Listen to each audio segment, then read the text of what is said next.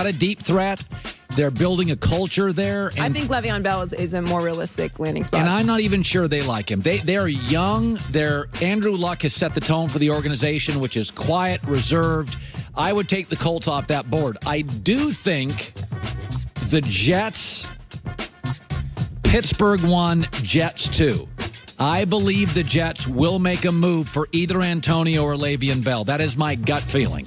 Well, the cap situation isn't as bad as we originally thought. It basically would be a wash for this season. The Steelers? If they cap, yeah. I mean, as far as for the future, it's basically the same amount of money if they keep him or trade him for this year. Okay. Moving forward, they'd have some freedom in the next 2 years. So I do actually think that he will be moved based on that. Now, last night was an awesome watch. The Rockets beat the Warriors in a thriller. James Harden hit an incredible three-pointer, almost fouled, by the way, on a double team to win the game for Houston in overtime.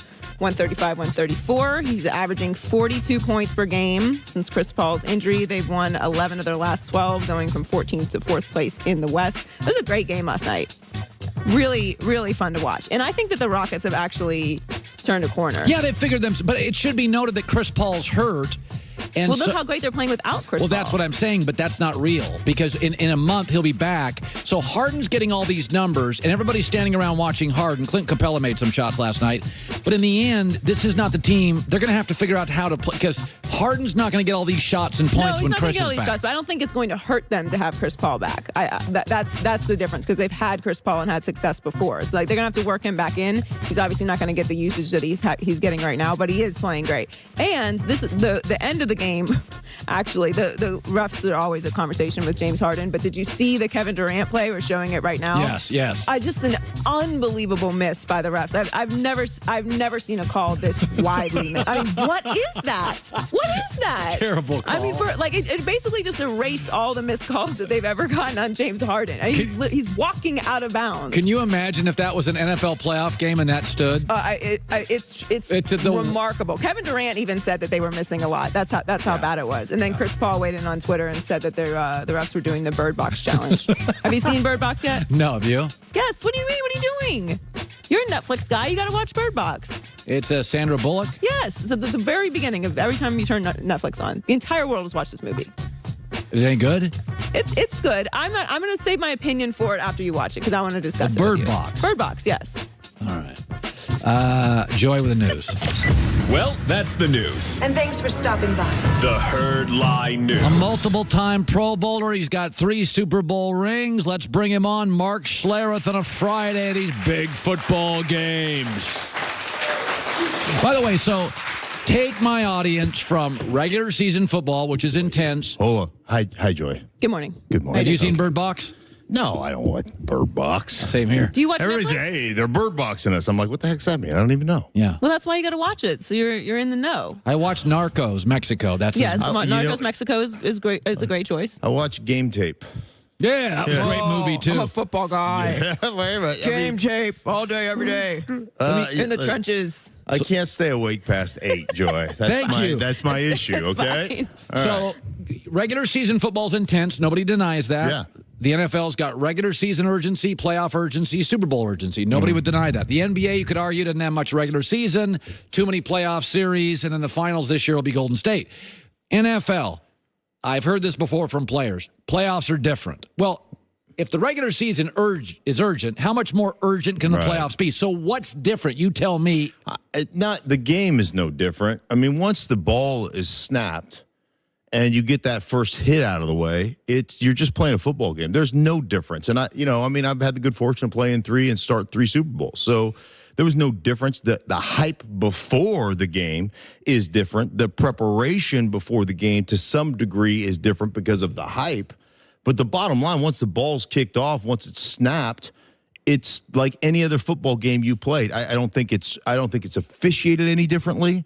I don't think it's really, for the most part, played any differently. The intensity is the intensity. If you don't show up on game day, whether it's week 1 or whether it's week 17 or whether it's the playoffs or the Super Bowl, you're going to get embarrassed physically. You're going to get whipped. And so to me, that's the difference. So I'm going to go through all 4 games. The game I feel strongest about, I think Dallas beat Seattle. I feel like Seattle's a terrific story. I don't think they're a great team yet. I think Dallas has a lot of great components and could be a great team. I like Dallas. Touchdown. Your thoughts? Yeah, I think Dallas arguably is a better football team. Yes. I think defensive line, they're better. I think they've got one of the best young linebacking cores, maybe the best linebacking core in football. I think their secondary is really good. I think their offensive line, I think they have the best just pure running back in football. It comes down to this for me, and I'm going the opposite way. I'm taking Seattle. Wow. And it comes down to this. Both of these teams are constructed the same way. Yes, they are. They want to run the ball. Nobody runs it more. 55% of the plays for the Seahawks are run plays. Yep. Average 158-plus yards per game. That's what they do running the ball. But it comes down to this. When you get in that kind of game, you eliminate possessions. So a normal football game is about 12 to 13 possessions. You're down to about 9 possessions.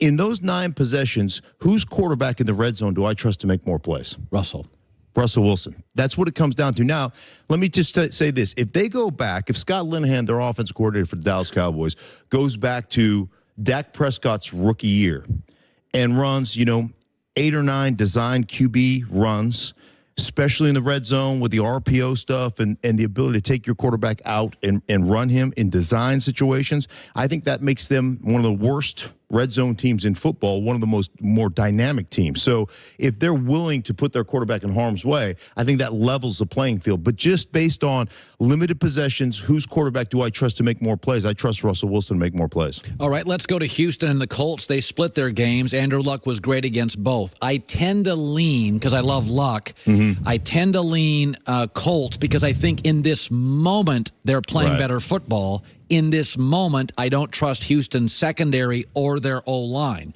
But they just beat them a month ago. I think it's terribly hard in the NFL to face a good team and beat them twice. They just beat them in Houston. The idea of Indy going back to Houston, and once again, I don't think Indianapolis is a great team. I think they're a great story. So I like the Cowboys over the better story.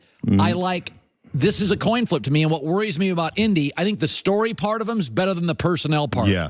I see. I like your way of thinking there, and obviously I like what both quarterbacks have done. You're 100% right. I mean, you look at Indianapolis in the last, I think, 8 weeks, they've given up less pressures and less sacks than any team in football. It's starting to look like that young Cowboy line. The year before it became the best line. Right. If you go the year before, you're like, boy, that Tyron Smith and Zach, boy, they've hit on a lot of draft picks. Right. The next year was the best O-line in football. Yeah, and I look at Quentin Nelson and what he's meant to this football team. 1, the guy's an absolute beast. 2, he's changed the toughness quotient of that football team. Not only does he flat back you, then he rubs his undercarriage over top of your face mask, right? Just to let you know, he gives you a walk by, and just let you know who's the boss. I love it's like a dog, marking its territory. Sure. The guy is phenomenal, what he's been able to do. That said, crowd noise, playoff game, J.J. Watt, the resurgence, what a comeback player he's been, just like Andrew Luck on the other side, Clowney on the opposite side. I think they get to Andrew Luck enough. Now, I know the Texans' offensive line has been, not very good and given up 60 sacks, I think 60-plus sacks on Deshaun Watson. And Deshaun Watson's mobile. So Right. It's not like they're giving up 60 sacks to Phillip Rivers. Now, sometimes Deshaun Watson will run himself into trouble, too. Now, you understand that. But I just look at who do I trust, I guess, off schedule to make big plays. And Deshaun Watson is like the guy to me, going all the way back to his Clemson days versus Alabama when he was essentially knocked out on his feet in the first quarter of that game and came back somehow miraculously won that game. I like the makeup of that football team. I think this is it's a toss-up one for me. I'm going to take the home team. I'm going with Houston. Okay, so I took the Cowboys. You took the Seahawks. I take close Indy. You take the Texans. The next 2 games around the corner with Mark Schlereth and his thoughts on the Browns coaching opening in L.A. It's a Friday. It's The Herd.